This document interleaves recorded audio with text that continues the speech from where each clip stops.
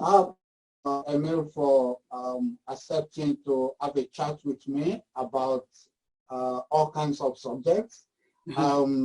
MESK doesn't need any introduction all over the world. So it's a privilege to have you here to talk about life, talk about mindset, talk about performance, talk about my book a little bit, and talk about sports, which we haven't had the opportunity to enjoy for a while now because of the lockdown.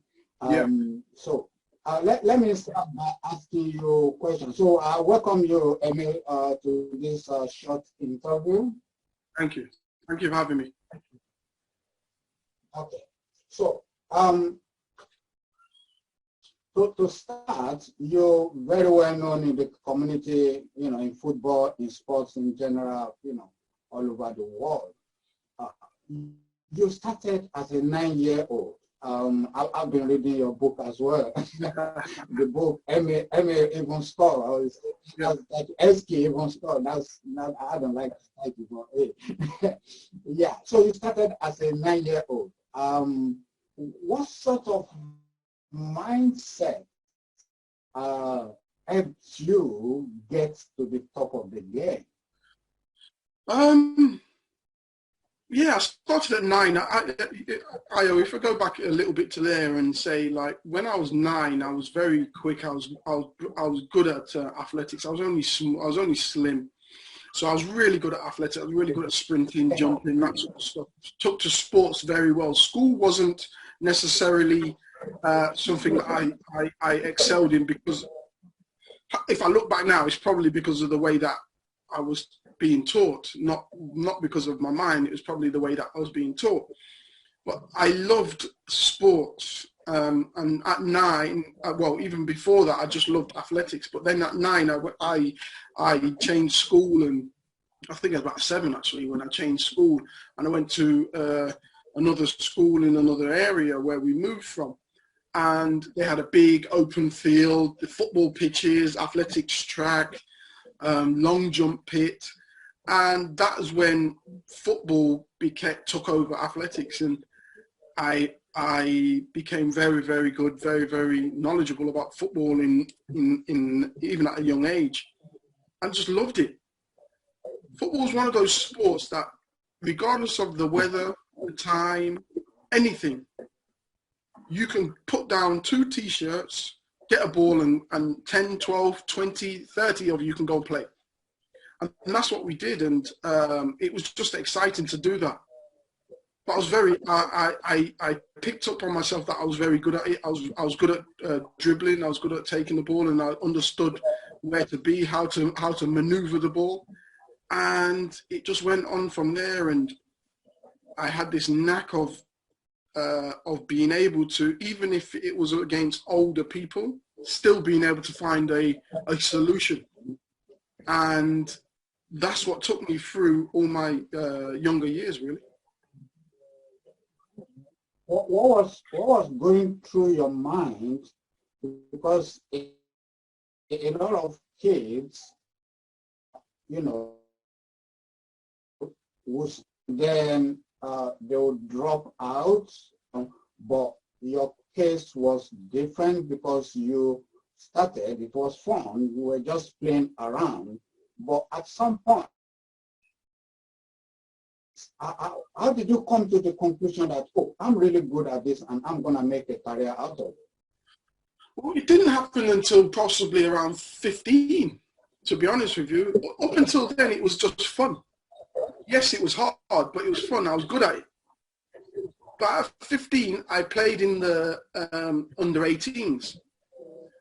We were 1-0 down against Northampton at the cricket ground, playing against their youth team.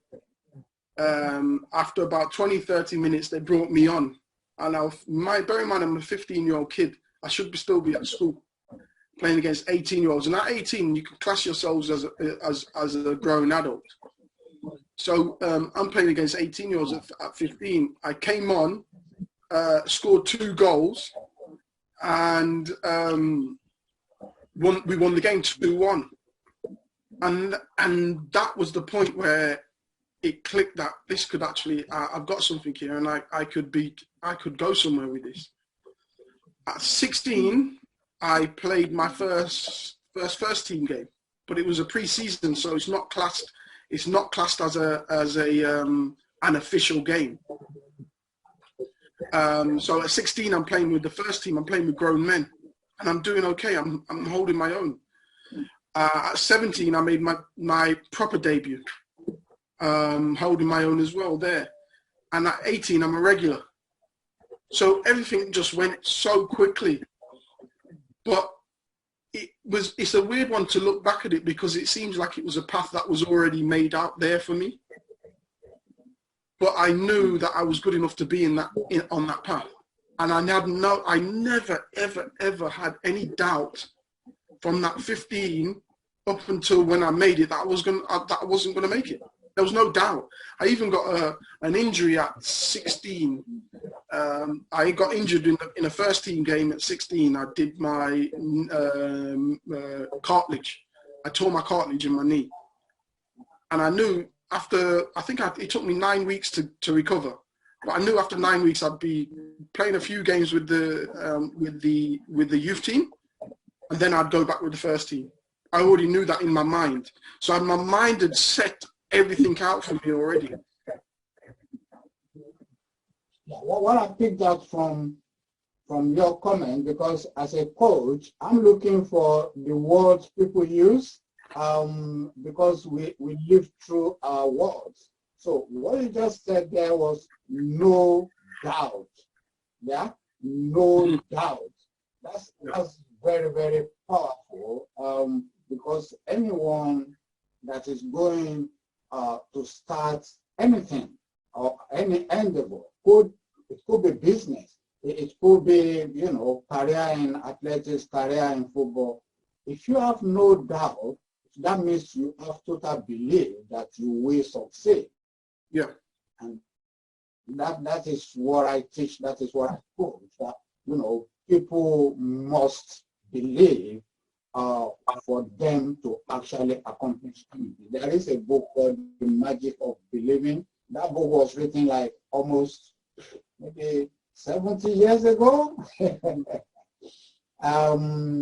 They said, Arnold Schwarzenegger said that book changed his life because, he just believed anything he wanted to do, he would succeed at it. So he started attempting bigger things, and he was getting them, so his belief was growing.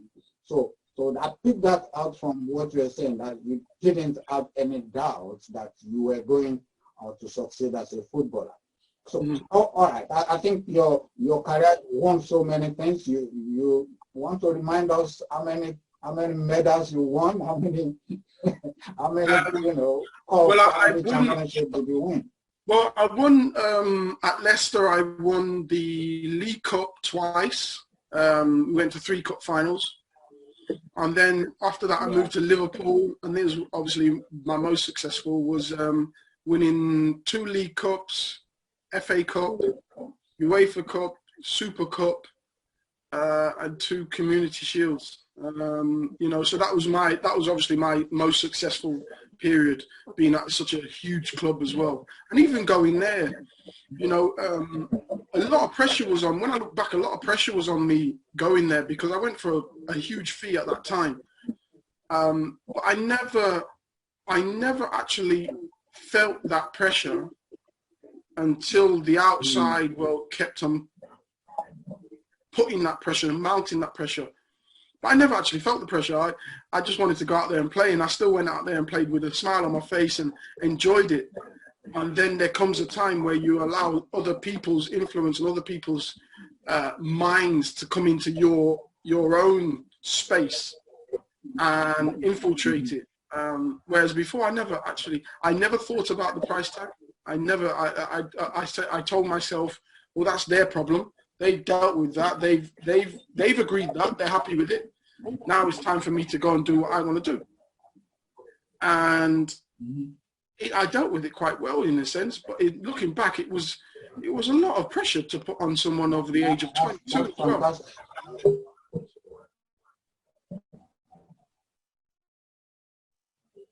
Okay. All right. So so I want to talk to you about my book, Gold Mine of Your Mind. You read the book, Yes. and my question is, number one, how do you rate the book, and then number two, what are the insights you got from the book? Well, I love the book. I obviously read through it. I actually ended up buying the audio book as well, so I could listen to it in the car. I enjoyed it in a sense that it made me really look back at my career and see how I got through my career so successfully, and the coaching methods that you use that I was using, but I didn't know that I was using. Because I was so immersed in my career that I didn't actually know that I was using a lot of these techniques that you're saying. But yeah, even just the littlest things of when you're trying so hard to look for something, you'll never find it. But if you go away, then relax, and then come back, it's there in front of you. And the amount of times that I've done that, and I think people are playing tricks on me. And now I use that technique quite a lot. Yeah, you know, many people find it very interesting. Yeah, and is what that says, you know, to me is that actually what we're looking for is available, is all around us if we just relax our mind and you know, take our time. We'll actually, whatever we're looking for, we'll be able to find it. That's really very interesting. And as well, sorry, any other insights you got from the book? Yeah, as well, that we have the ability to open our mind and do whatever we want if we focus enough and go for it. A lot of the time we procrastinate. We think that we procrastinate. Huh? The line is poor now. It's really poor. So maybe you take that again. Yeah, I think at times we overthink things, and we have the ability to do whatever we want if we put our mind to it. But within your coaching, you've taught me that certain things within your life or within your childhood has stopped you indefinitely from trying to do these things, whether it be negative feedback you've got, or you haven't really achieved it the way that you thought you should have achieved it, and it stopped you from doing it. It's put a mental block on you. There's always ways of getting over them hurdles and moving forward. We should never put a limit on what we could do. No, never put a limit on what we're capable of doing. That's fantastic. I'm very proud to say, Emile, that you know I am your coach, not Yes. football coach, my coach. So tell me a little bit about your experience. I'll say rate your experience with me on the scale of 1 to 10. Yeah, I'd say as high as 8. At first, because we've never really, and this is a thing with football as well, we've never really explored. We do all this physical training every single day, sometimes 2 to 3 times a day, and we never really challenged the most important, and we never really trained the most important part of our being and our body, which is our mind. I think a lot of it is changing now, especially now where people are getting coaches and the clubs are getting people that can come in and help the mental side of the game. Because when you're talking sports and football, I would say what sets you apart is probably your mental side. Everyone's on a more or less of a even keel when it comes to fitness. The line is. Hello, Emile. Yeah, I can hear you. Okay, I think you went off a little bit there when you were explaining about your experience of coaching with me. If you can take that again, it just went off. I couldn't hear it. So yeah, I took a lot from that because what I was saying was when you're talking about football and sports, we train so hard. Everyone trains 2 to 3 times a day, so to get to that peak, that physical peak. But no one really trains their brain or their mind as much to get to that peak alongside the fitness of your body. I think a lot of football clubs are doing that more so now, but I think there's so much more that you can explore. When you're talking about football, I can talk about football. Generally, a lot of players are more or less along the same level when it comes to fitness. One might be a little bit down, but it's generally the same. So what's the next step you can take to make yourself that little bit better? Is training your mind and being mentally stronger than a lot of them. Who's the best at that sort of thing now? Ronaldo. Cristiano Ronaldo is probably mentally the most driven and the most single-minded and the most focused footballer in the world. Yeah. And look where he is. Look where he is ahead of everyone else. Yeah. You see, because I do study people, even athletes, footballers. When I studied Ronaldo, I found that, he's got some set of rituals that reprograms his mind for all the activities he's trying to do. It's actually in my book as well. When he takes free kicks, it's the same. He's got a ritual which he performs before taking that. That's why he's so successful. He has the same mindset every time he's taking that, and that mindset that that ball is going in. So there is mental aspects to performance. Actually, some journalists are saying the mental part of sports is like 80%. That the 20% is the physical aspect of it. So what advice do you have for younger players still developing and still growing? What advice do you have for them? The advice I would have for them is when it comes to this sort of thing, don't be scared of actually coming outside, looking outside of the box when it comes to this sort of mental side of training. A lot of people shy away because they believe that it's not as powerful as it possibly is, and it's not as macho to have a coach that is helping with the mental side of football. But I would say think outside the box a little bit, because that the finer details and every little bit helps, because at the end of the day, we're all on the more or less the same fitness level, but it's who can train their mind to get through that 90 minutes to get to the end of the game and still take that free kick, to mentally still be prepared to put that extra run in that's gonna get you the goal or save you, make a save or whatever it is. Not everyone's going to be feeling great all the time, but you can train your mind to focus on certain things. That's absolutely fantastic. Like tomorrow, I'm having a webinar where I'm teaching,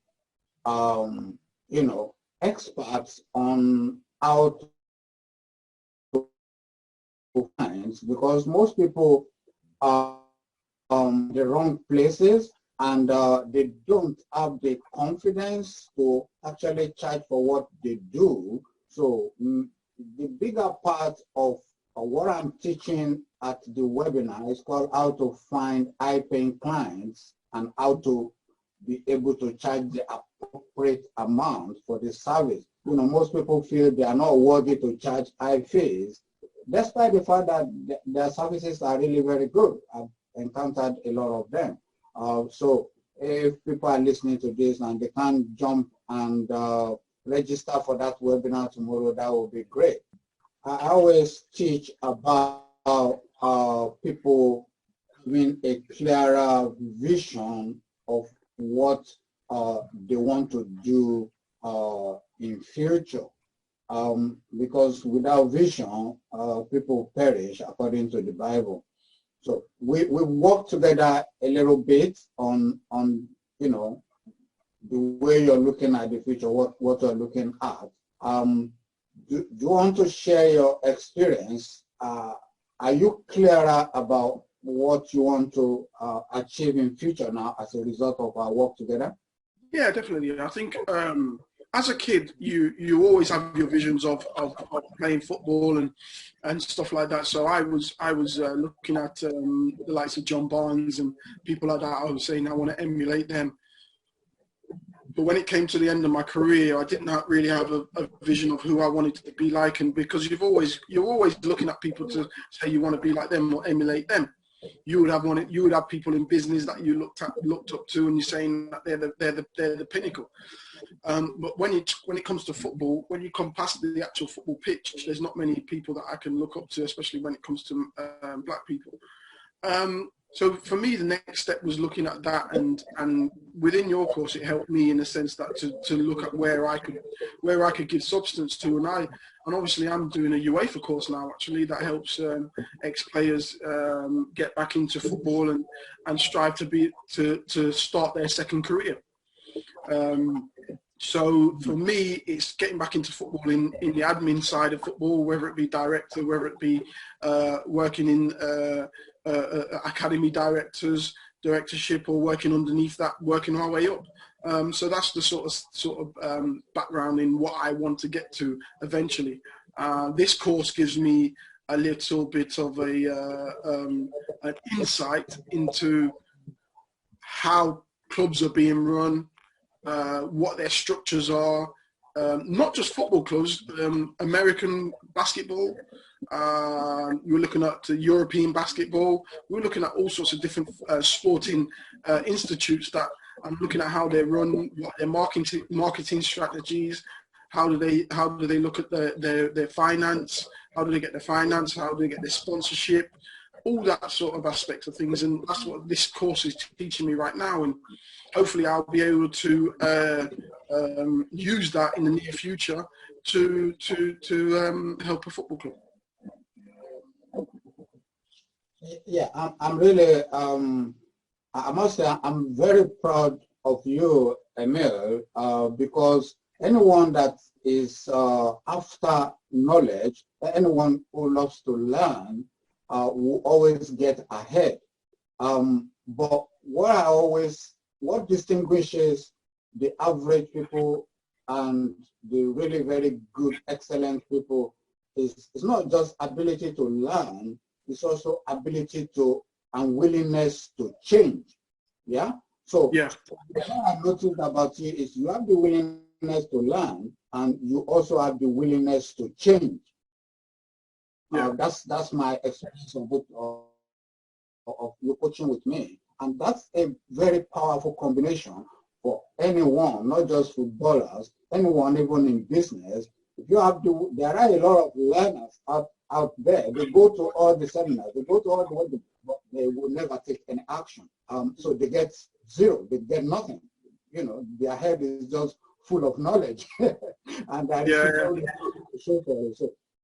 You showed the willingness to learn and the willingness to change, and I hope that the future is really very bright for you.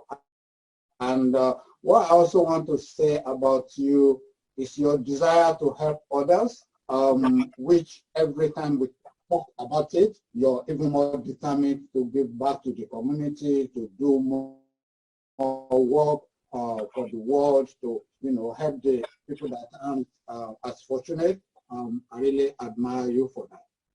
Is there any final word from you, before we close? Only thing is I would like to say is if anyone's out there looking for a coach, Ayo's there for you.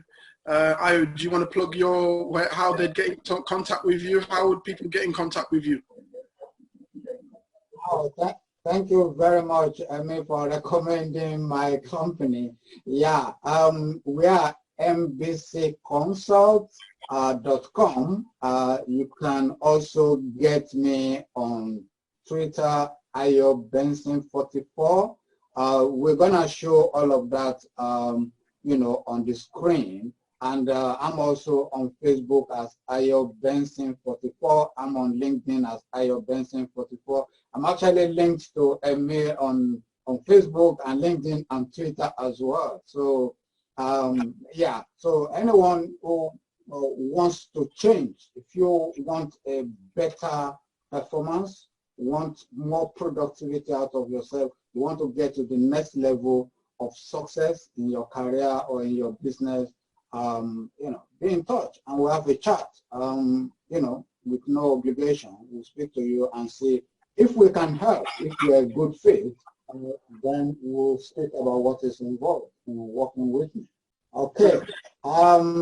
Thank you very much, Emile. And, let me plug my book for the last time. Gold Mine of Your Mind is available on Amazon worldwide, and the audiobook is available on Audible and iTunes.com. That book has changed so many people's lives, so maybe yours is next. Thank you very much, Emile. Thanks for having me. All right, thank you for doing this, and I'll catch up with you later. God bless. Okay. Thank you. Take care.